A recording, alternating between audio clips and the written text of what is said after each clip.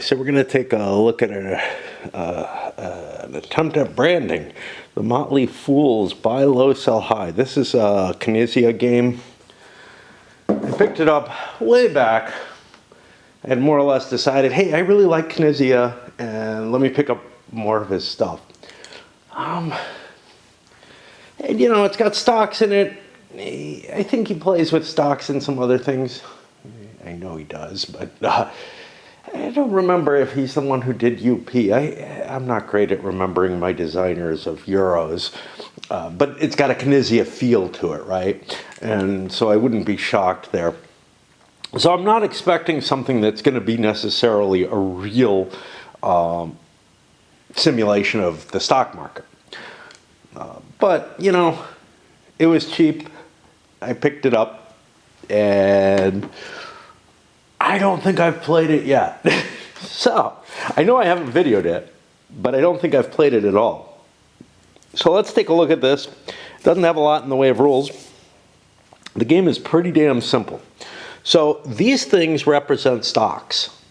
They also reflect the price of the stock on the board, which is to say that this price, the price under the lowest stock is essentially its value. But you'll see, because when you end up buying something, you end up buying it at the price of the next piece there, and you get it into your holdings. There's also a set of cards which are going to manipulate the prices of the stocks, and you place them around here as you're taking your turns. And there's going to be 3 sets of filling this circle with cards, and then all the prices get impacted by all the cards kind of at once. Kinda. We'll get more into it. And your goal is to have the most net worth. Now, your starting money is shown here. You have 50 bucks to begin with, and you have one of each stock to begin with. I've put a marker next to each player just so that I can keep track of their color on the board. So this is in place of purple, but otherwise we have blue, white, and black. Surprised I don't have a black one of those in that bag. I'm pretty sure I should. Okay, let's take a look at the mechanism of the game. And the rules go through a little bit of effort, and I'd say maybe a fifth of the space of the rules is taken up on silliness. Which, you know, if you enjoy, you enjoy. If you don't, you don't. It doesn't really do much harm. But it's got things like place the game board on the table so it is within reach of all players. If you don't have a table, use the floor. If you don't have the floor, the person on the table deemed to have the highest self-esteem should prostrate themselves in order that others may play on his back. A little weird, but yeah. Whatever. Everybody starts out with 5 of these cards, and you'll always have 5 in your hand. Like after you end up playing any, you draw up to 5. Okay. Here's another one. If you have 9 players, you clearly do not read the back of the box, go directly to jail, and do not collect $200. Just a bit of silliness. I don't know why it's there. I don't know if it bothers me or not. I find it cute. Okay, so again, it uses one of these, take something from the real world to determine who's the first player, which is a mechanism I've never really liked, but with a silly game, who cares? Okay, and on your turn, you can buy or sell no more than 1 stock from each of the 3 industries. That's one of your options. You can operate in all 3 industries and deal in no more than 1 stock from each. Or you can buy or sell 2 stocks, no more, from the same industry. So if there's an industry that you see a particular advantage in either buying or selling in, you can take essentially 2 purchase or sale actions on. And then you, or you could do nothing, but that's kind of covered with the no more than 1 stock. Each player then must I think it's the player whose turn it is. See, this is a little weird. The person who in real life has one will play first. On his turn, the player may do this, do this, do this. Then each player must play a card and then draw as necessary to refill his hand from the cards. Let's take a look at the example, see if they mean I take my turn and each of us play a card, or if they mean I take my turn and I play a card, then the next person takes a turn. On his turn, Daniel does this, then he plays a card and draws one back. Tom then does stuff with his own things and plays a card, yeah. So it's not, it should be, the player must play a card, not each player.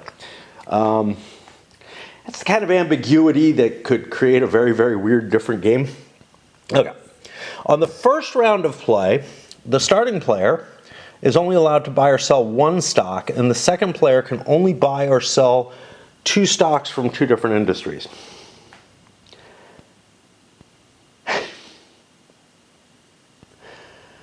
That sounds more restrictive than maybe they mean, and since they screwed this up, I'm not sure that they mean this exactly as written.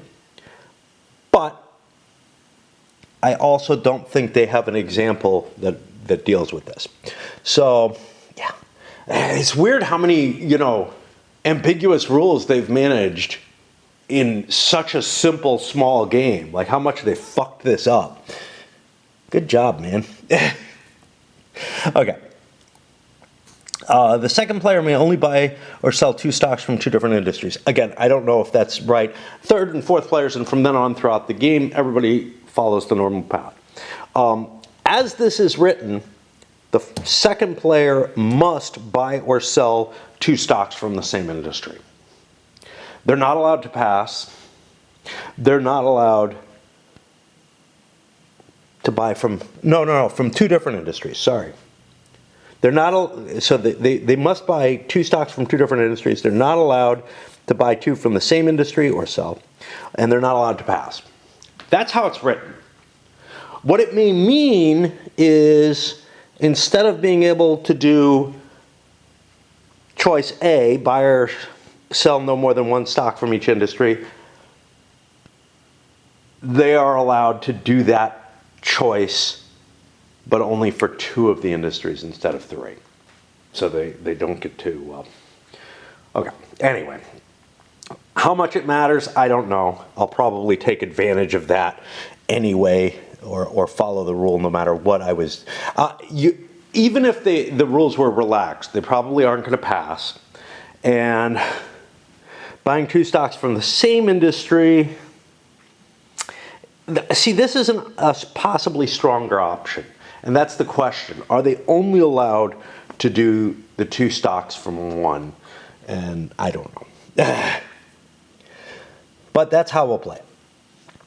All right. When you end up buying a stock, you pick it up from the bottom of the chart and you pay the price that's listed there by moving your token about. When you sell stocks, you take a stock piece from that industry that you own and put it on the highest space at the end of the chart. So for example, let's say this were the right thing. I don't want to confuse things. I'd put this here and I'd get 12 bucks. So I'm going to always be buying at a higher price than I sell. Remember, the goal is to buy low and sell high, not the, even though it talks about being the most foolish. Okay. You cannot buy the last stock that's on the stock chart. If there's something already located here and you sell stock, more than 1 stock can accumulate here. And likewise, if you buy stock, let's go to another one. It's also possible that you can fill that 30. If you don't have enough cash on hand, you're not allowed to buy any stocks. You're not allowed to do any kind of loans or anything like that. After you're done buying and selling stock, you have to play one of your cards from your hand. There's bull and bear cards. This, I guess, is a bull.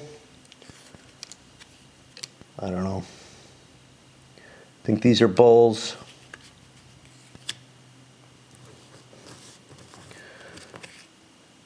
Of course, this looks green, but that's because it associates with the different technology. So this is going to indicate a given technology having a price change at the end of the buying and selling period, at the end of the cycle. And they range from between -3 and +3. At the end of the trading year, these will determine a change in the value. There are also dividend cards. Let's see if we have any of those showing. Oh, what the fuck this is. That's a fees. This looks like a bear. It's a briefcase of money. There's one. What the dividend card is going to do is for each share you have of that company, at the end of the cycle, you're going to get some cash. The fees card, when that's placed, whoever has stocks in that industry have to pay $2 for each stock of that industry that they own. And that's an immediate effect. These other effects all take place, well, the first two effects take place at the end of a cycle. Then there's the breaking news card. This can be used to cover up a bull and bear card or a dividend card and make it have no effect. And when you play one of these breaking news cards, I believe you have to play another card.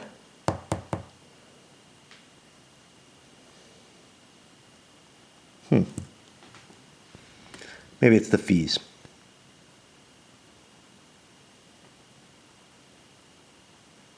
Yeah, it's the fees. When you play a fee card, breaking news is fine. That just covers up and destroys the effect that's planned for a bull and bear or dividend. But the fees cards, when they get played, you must play another card. And then at the end of your turn, after you've played your card or cards, you draw a number of cards to fill your hand up to 5. You have a distribution of the different cards. They're not equal. You'll see that the oil market is more volatile, for whatever that matters, but has less breaking news than, say, tech. All makes sense in its own little way. All right. When all the cards have been filled, when all the spaces for cards have been filled, and this is where player count comes into importance. If you're playing with 2 players, you only use these spaces.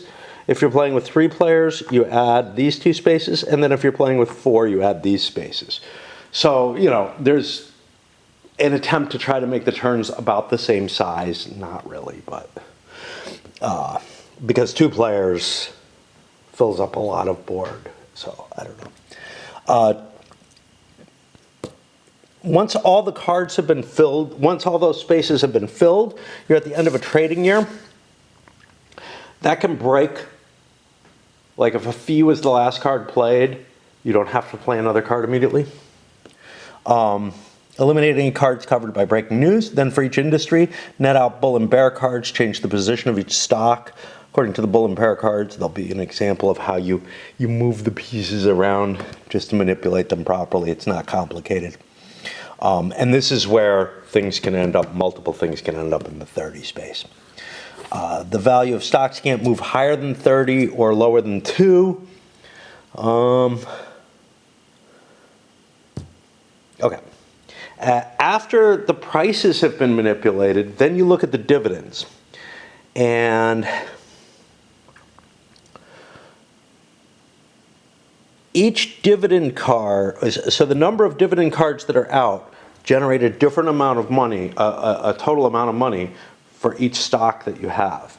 So if there are none, you get nothing. But if there's 1 dividend card out, you get $1 for each stock. 2, it's $2. 3, it goes up to 4. 4, it goes to 8. 5, it goes to 12. It's an interesting kind of progression. It kind of starts off geometric and then... Okay. After changing stock values and paying the dividends, the trading year is concluded. All the cards are removed from the board and shuffled back into the deck. Each player in turn order has the option to discard 1 or more of their cards and draw from the newly shuffled deck And then, after everybody's gotten their option to do that, the whole deck is reshuffled again. Now, I assume the player order, like, the next player is whoever would have been the next player after the last card is played. Which is not clear in there. Like, they don't spell that out. The game ends with the conclusion of the third trading year, and then each player cashes out by selling all of their stocks in turn order. Each player sells one stock per turn and adds the money. So you're going to dump the prices of everything, but it happens slowly. And that's it.